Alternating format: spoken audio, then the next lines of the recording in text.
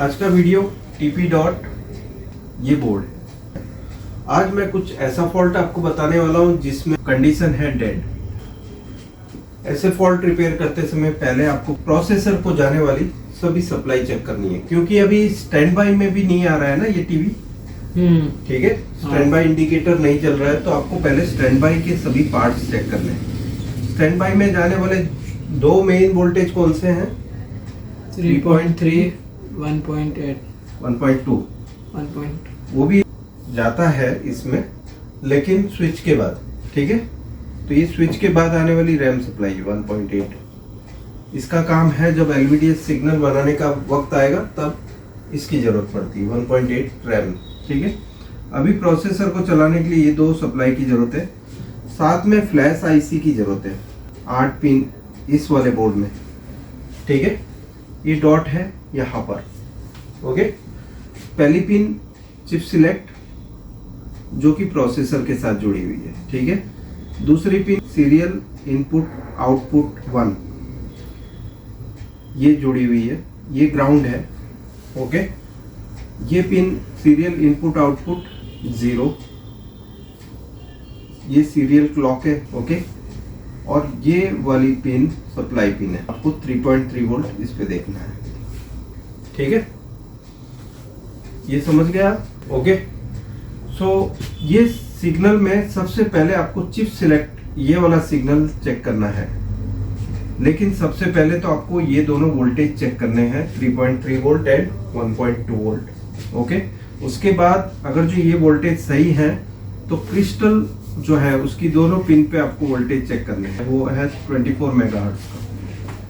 ठीक है, आपको 24 मेगाहर्ट्ज का सिग्नल चेक करना है डीएसओ से, या आप वोल्टेज चेक कर सकते हैं, लेकिन उससे फ्रीक्वेंसी का अंदाजा आपको नहीं मिलेगा।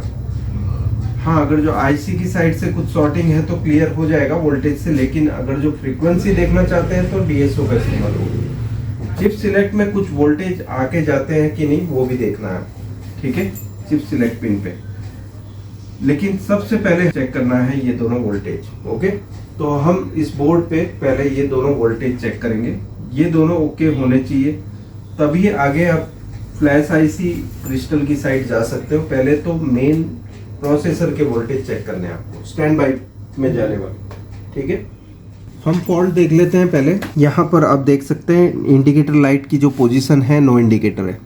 ओके, अब हम सभी वोल्टेज चेक करेंगे स्टैंड बाई के, जैसे कि मैंने अभी बोर्ड पे आपको समझाया कि स्टैंड बाई के वोल्टेज पहले इस आपको चेक करना है। अब 3.3 वोल्ट पहले ये वाली आईसी बना रही है, पिन नंबर 4 पे 5 वोल्ट आ गए, 3.3 वोल्ट जो कि 5 और 6 नंबर से आउट होंगे। सो यहाँ पर आप देख सकते हैं 3.0 वोल्ट बन रहे हैं। ये इसमें रेगुलेशन का फॉल्ट है, 3.1 और 0 के बीच में ये वेरी कर रहा है। ठीक है, तो ये आईसी ख़राब है।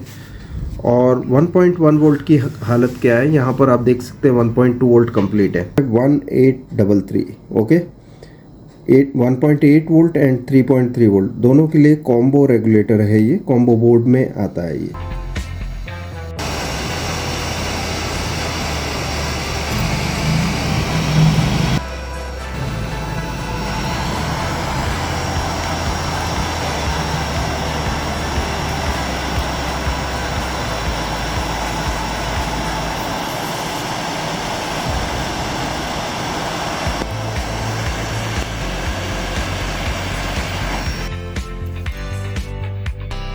अभी यहाँ देख सकते हैं आप कि 3.3 वोल्ट तो बन चुके हैं, जिसमें इसमें प्रॉब्लम थी 3.0 वोल्ट बन रहे थे।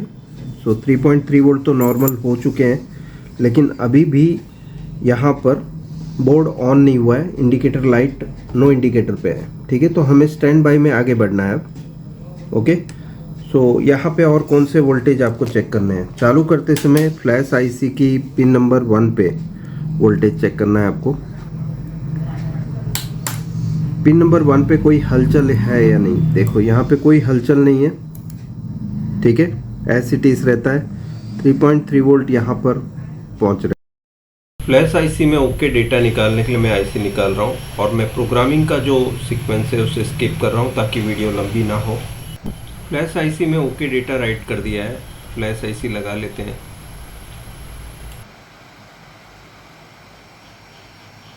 अभी भी इंडिकेटर लाइट है। यहाँ पर आप देख सकते हैं पहले 1 वोल्ट आए, थोड़ी देर रुका, ये पल्स बन रहे हैं और इसके बाद 3.3 वोल्ट हो गए। अब हम थोड़ी देर चलाएंगे और चेक करेंगे क्या प्रोसेसर तो इसमें ख़राब नहीं है। टेम्परेचर टेस्टर का यूज़ होगा, अभी 39 डिग्रीज बता रहा है। सो इसे इस कंडीशन में, जब बोर्ड नहीं चल रहा हो उस कंडीशन में हीट नहीं होना चाहिए प्रोसेसर को, ठीक है।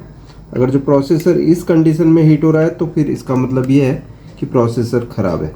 ओके, सो यहाँ पर प्रोसेसर कंफर्म ख़राब है। थोड़ी देर हम चलाएंगे। इस पर 42 डिग्री सभी बता रहा है, यहाँ पर 50 डिग्री।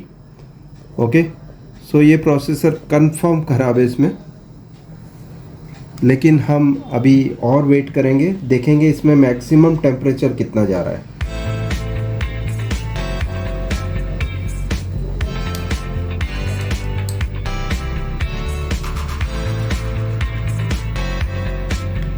अतिरिक्त जितने भी प्रोसेसर होते हैं LVDS साइड से ही शॉर्ट होते हैं। ये मैंने अभी तक जो मेरी पास्ट हिस्ट्री में देखा है, जब भी मेरे पास फॉल्ट में टीवी आया है तो आप देख सकते हैं अभी मेरे जो टेम्परेचर टेस्टर का जो मार्क है वो LVDS की आउटपुट की साइड में है। यहाँ आप देख सकते हैं 50 डिग्री बता रहा है। अब मैं दूसरी साइड में देखता हूँ तो यहाँ 36 है। तो टेम्परेचर है वो LVDS साइड में 50 डिग्री। ओके, सो ये कंफर्म है, इसमें प्रोसेसर ख़राब है और इसमें प्रॉब्लम LVDS साइड से प्रॉब्लम आया है इसमें। ओके,